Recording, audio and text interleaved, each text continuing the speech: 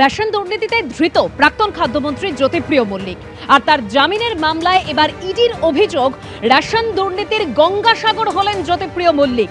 ইডির ঠিক কি অভিযোগ আর বিস্তারিত তথ্য জানবো আমাদের প্রতিনিধি সরাসরি পার্থপ্রতিম ঘোষ আমাদের সঙ্গে রয়েছেন। পার্থ, দেখা একেবারে রেশন বন্টন দুর্নীতির গঙ্গাসাগর বলে আজকে অভিহিত করলেন এনফোর্সমেন্ট ডাইরেক্টরেটের আইনজীবীরা আদালত কক্ষে। কিন্তু কেন, যে বিষয়ে তোমায় বলবো, আজকে জ্যোতিপ্রিয় মল্লিকের জামিনের যে মামলা, সেই মামলা শুনানির দিন ছিল আজকে। একেবারে ইডির যারা আইনজীবী তারা কিন্তু আদালতে কেন জ্যোতিপ্রিয় মল্লিকের জামিন দেওয়া যাবে না, কেন তারা বিরোধিতা করছেন, সেই বিষয়ে যখন সওয়াল হয়, সেই সওয়াল করতে গিয়ে ইডির আইনজীবী একবারে বললেন যে যদি পাখির চোখে অর্থাৎ ওপর থেকে দেখা যায় তাহলে এই দুর্নীতির গঙ্গাসাগর হচ্ছেন জ্যোতিপ্রিয় মল্লিক। ঠিক যেমনটা গঙ্গায় অনেক শাখা উপশাখা এসে মেশে, এবং ঠিক তেমনভাবেই কিন্তু এক্ষেত্রে জ্যোতিপ্রিয় মল্লিককে তারা যদি দেখেন তাহলে দেখতে পাবে দুর্নীতির বিভিন্ন দিক থেকে যা যা আসছে, এই দুর্নীতির ক্ষেত্রে যারা যারা যুক্ত রয়েছে সবটাই কিন্তু বালুতে এসে মিশছে। একেবারে সরাসরি এই অভিযোগ কিন্তু জ্যোতিপ্রিয় মল্লিকের বিরুদ্ধে, প্রাক্তন খাদ্যমন্ত্রীর বিরুদ্ধে কিন্তু আদালত কক্ষে তুললেন হচ্ছে ইডির আইনজীবীরা। অন্যদিকে একটা প্রশ্ন উঠেছিল যে জ্যোতিপ্রিয় মল্লিকের এই রেশন বন্টন দুর্নীতির যে মামলা, সেই মামলায় এফআইআর এর নাম ছিল না। কিন্তু এফআইআর এর নাম না থাকলে কি হবে, আজকে ইডির তরফ থেকে বলা হয় যে জ্যোতিপ্রিয় মল্লিক হচ্ছে রিং মাস্টার। রিং মাস্টার যেমন রিংয়ের ভেতরে প্রবেশ করে না, বাইরে থেকে পুরোটা চালনা করে, ঠিক জ্যোতিপ্রিয় মল্লিক কিন্তু এই যে দুর্নীতি, সেই দুর্নীতিটা বাইরে থেকে একেবারে চালনা করেন, এবং সেই জন্যই জ্যোতিপ্রিয় মল্লিকের জামিনের তারা কিন্তু বিরোধিতা করছে। যে এই মামলায় আবার পরবর্তী শুনানির দিন ধার্য হয়েছে আগামী 2রা জানুয়ারি। কিন্তু আজকে জ্যোতিপ্রিয় মল্লিককে দুর্নীতির গঙ্গাসাগর এবং এই দুর্নীতি রিং মাস্টার বলে অভিহিত করলেন ইডির আইনজীবীরা। দেবস্মিতা, ধন্যবাদ পার্থ।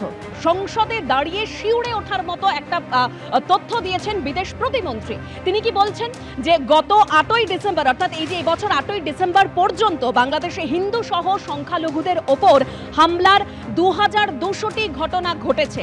বিদেশ প্রতিমন্ত্রীর লিখিত উত্তরেই দেখা গেছে 2022-এ বাংলাদেশে হিন্দু সহ সংখ্যালঘুদের ওপর হামলার ঘটনা ঘটেছিল 47টি, তবে 2023-এ 302টি, আর এবার 8ই ডিসেম্বর অবধি সেই সংখ্যা পৌঁছে গেছে 2200-তে।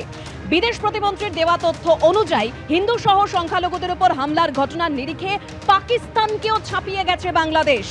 এবছর অক্টোবর অবধি পাকিস্তানের সংখ্যালঘুদের উপর হামলার ঘটনা ঘটেছে 112টি, আর বাংলাদেশে 8ই ডিসেম্বর অবধি সেই সংখ্যাটা 2200।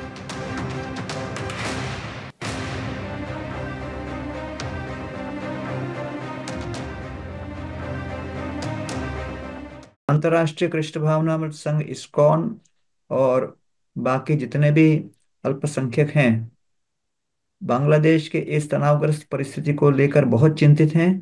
हम बांग्लादेश सरकार और सभी वहाँ पर अधिकारीगण, पुलिस इत्यादि से निवेदन करते हैं कि वहाँ के सभी नागरिकों को, विशेष रूप से अल्पसंख्यकों को पूर्ण रूप से सुरक्षा दी जाए।